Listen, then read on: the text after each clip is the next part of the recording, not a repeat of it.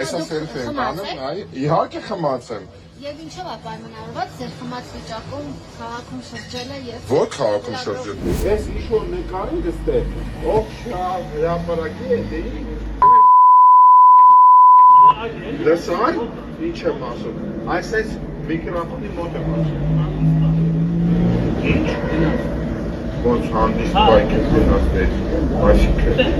միկրոֆոնը մտնում գլխից միան։ Որպես տղա պարտավոր եք ներողություն խնդրել, մանդատն էլ վայր պիտի դնեք։ Մանդատն էլ վայր պիտի դնեք։ Պետք է կողմնորոշվես։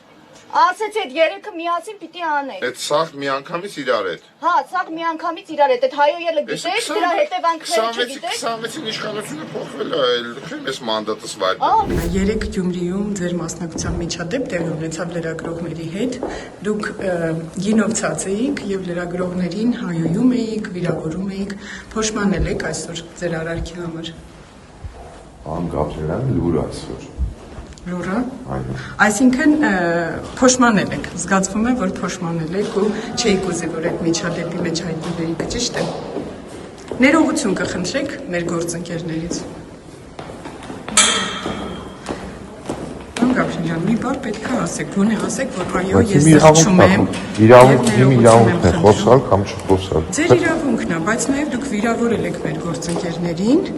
իրենց հայոյել եք, ինչի համար պետք է գոնե մեղքի զգացում ունենալ։